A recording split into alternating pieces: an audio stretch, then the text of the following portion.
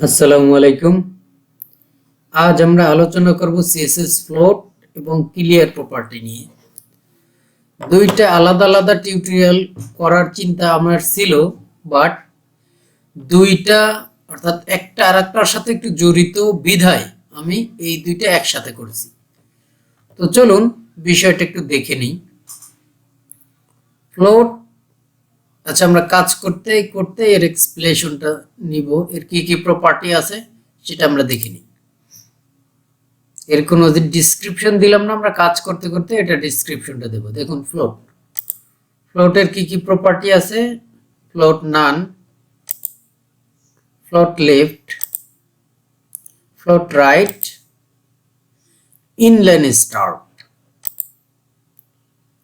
এবং inline end. এই কয়েকটা প্রপার্টি আছে হলো ফ্লোটের। তো চলুন আগে আমরা ফ্লোট দেখব, দেন তারপর আমরা ক্লিয়ার দেখব এবং ফ্লোট আর ক্লিয়ারের কি সম্পর্ক সেটাও আমরা দেখব। তো চলুন কোড করে করে বিষয়গুলো দেখে নিই। আমরা কিন্তু নতুন কিছু করিনি, পূর্বর পর্বের নেই, আমরা নতুন একটা ব্রাঞ্চ ক্রিয়েট করেছি। আপনারা জানেন আমি প্রত্যেক পর্বের একটা ব্রাঞ্চ ক্রিয়েট করি, সেটা আপনারা স্ক্রিনে কমান্ডটা দেখতে পাচ্ছেন। এই কমান্ডটা ইউজ করে আমি নতুন একটা ব্রাঞ্চ ক্রিয়েট করেছি গিটের। এখন আমরা আমাদের কোড এডিটরে আমাদের প্রজেক্টটা ওপেন করব। আমি কি করব, কোড ডট দিলে আপনারা জানেন আমাদের code editor VS code open হয়। দেখুন আমাদের ভিএস কোডটা ওপেন হয়েছে। এখানে দেখুন আমি বেশি কিছু লিখিনি, আমাদের গত পর্বের যেই লেখাগুলো আর্টিকেল দুইটা ছিল এর সাথে আমি নতুন করে একটা বক্স নিয়ে রেখেছি এবং এই বক্সটার কিছু একটা স্টাইল দিয়েছি, যে বক্সের উইডথ 70 পিক্সেল, হাইট 70 পিক্সেল এবং ব্লু ভায়োলেট আপনারা জানেন বেগুনি কালার। তো এই কালারটা আমি দিয়ে দিয়েছি। এখন আমরা এর আউটপুটটা দেখব, আমাদের আসলে আউটপুটটা কিরকম আসতেছে। আপনারা এখানে গো লাইভে ক্লিক করে চলে যান। আমি অলরেডি আমার প্রজেক্টটা রান করে রেখেছি, এই জন্য আমাদের এখানে প্রজেক্টটা আমাদের দেখতে পাবো। তো চলুন দেখি। এখানে আমরা সুন্দরভাবে দেখতে পাচ্ছি যে আমাদের এই বক্সটা এসেছে, নিচে প্যারাগ্রাফটা এসেছে। আপনারা দেখুন, আপনারা একটু লক্ষ্য করুন, আমি যে বক্সটা নিয়েছি ডিপ ক্লাস নিয়ে, ডিপটা কিন্তু আমাদের ব্লক লেভেল এলিমেন্ট। এই ব্লক লেভেল এলিমেন্টের কাজ কি, এখানে একটু ইন্সপেক্ট এলিমেন্ট করে দেখি আমরা।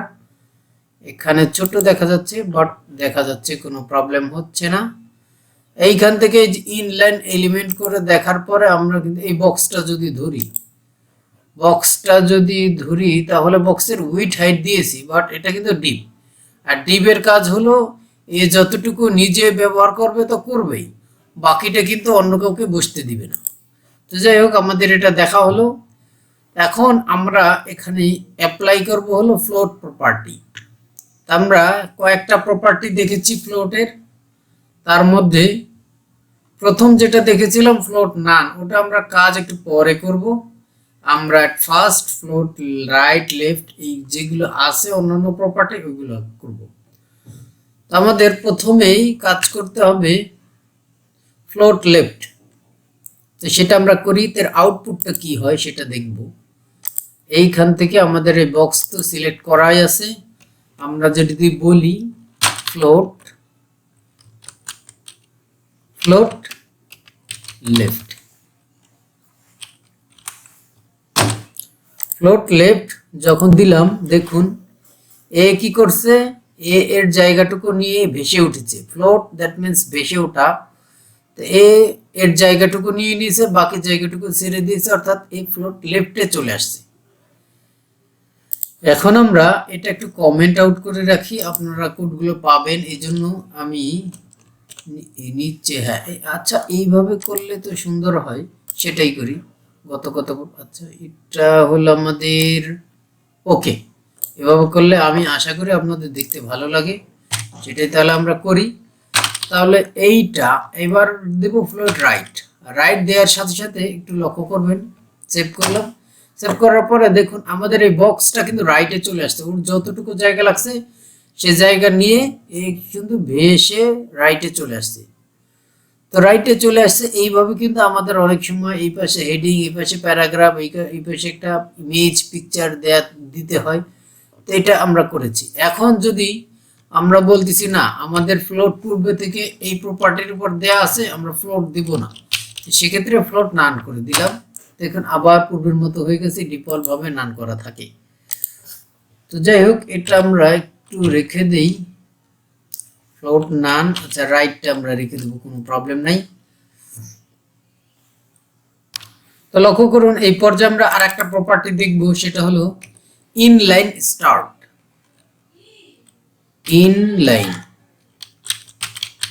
ইনলাইন স্টার্ট নামে একটা ফ্লোট প্রপার্টি আছে, এটা দিলাম, সেভ করলাম। সেভ করলাম, এগুলো কিন্তু ফ্লোট লেফটের মতোই হয়েছে।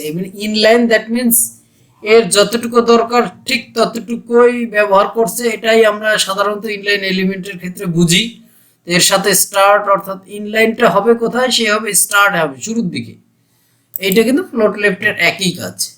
এবং আর একটা ইউজ করতে পারে, আর একটা প্রপার্টি আমরা দেখেছিলাম, সেটা হলো ইনলাইন এন্ড, অর্থাৎ শেষে থাকবে। দেখুন এইটা সুন্দরভাবে কিন্তু ফ্লোট প্রপার্টিটা শেষে চলে গেছে। তো এই ছিল আমাদের ফ্লোট প্রপার্টির বিস্তারিত আলোচনা। এই পর্যায়ে যেটা নিয়ে আলোচনা করব সেটা হলো ক্লিয়ার প্রপার্টি। এটা দেখুন কয়টা এলিমেন্টের কয়টা ভ্যালু আছে, সেটা হলো একটা হলো নান, লেফট, রাইট এবং বোথ। ক্লিয়ার দ্যাট মিনস আপনার ক্লিয়ার শব্দটার অর্থ যেটা বোঝায়, ক্লিয়ার মানে পরিষ্কার করা, ক্লিন করা। এখানে কিন্তু তাই, এটার মানে তাই। এখানে ক্লিয়ার নান মানে ক্লিয়ার করার দরকার নেই। লেফট মানে বাম পাশে ক্লিয়ার করো, রাইট মানে ডান পাশে ক্লিয়ার করো, বোথ মানে সব দিকেই ক্লিয়ার করো, ডান বাম উভয়। ওকে, এটা আমরা মিনিংটা দেখে নিলাম, বাট কোডে কি ধরনের ইফেক্ট ফেলে সেটা আমরা এখন একটু দেখি। তো চলুন আমরা কোডটা দেখে নিই। আমরা ফ্লোট ব্যবহার করে আমাদের প্রজেক্টটা এই অবস্থায় আছে। এখান থেকে আমরা ক্লিয়ার প্রপার্টিটা ব্যবহার করব। তো চলুন দেখি। এখানে দেখুন ইনলাইন এন্ড দেয়া আছে, কোনো প্রবলেম নাই। আমরা এটাকে কমেন্ট আউট করে দেখব। আমরা এক কাজ করি, আমরা এইখানে এই লেফটটাকে জাগিয়ে তুলি। এটাকে মেরে ফেলেছিলাম, এটাকে জাগিয়ে তুললাম, এরপর সেভ করলাম। সেভ করার পর আপনারা জানেন লেফট দিলে সাধারণত লেফটে চলে আসবে। দেখুন এখানে লেফটে চলে আসছে। এখন আমাদের যেটা করতে হবে, আমরা যেহেতু লেফটে আমাদের প্রপার্টিটা আছে, তার মানে আমাদের রাইট সাইডে কিন্তু কন্টেন্টটা আছে। এই রাইট সাইডে কন্টেন্টগুলো আছে। তা আমরা এখানে যদি বলি যে আমাদের ক্লিয়ার প্রপার্টি রাইট, যদি রাইট সাইডে ক্লিয়ার করে, দেখুন রাইট সাইডে ক্লিয়ার করার পরে আমাদের এরপর যে আমরা দেখব ক্লিয়ার প্রপার্টি দেখার জন্য আমরা দেখুন এইখানে দুইটা বক্স ক্রিয়েট করে রেখেছি, দুইটার কালার একই। আমি কাজ করি, একটা একটু বড় আর একটা একটু ছোট নেই, তাহলে আপনার দেখতে সুন্দর লাগবে। 100, এইদিকেও 100 দিই, তাহলে জিনিসটা ডিফারেন্ট আপনারা বুঝতে পারবেন ভালোভাবে। ওকে, আমি দিলাম। দেখুন এটা বড় এটা ছোট হয়ে গেছে, কোনো প্রবলেম নাই। এখন আমরা এই দুইটা ব্যবহার করে আমরা কিন্তু ক্লিয়ার প্রপার্টিটা মানে এক্সপ্লেইন করতে পারতেছি, আর আপনারা বুঝতে পারবেন।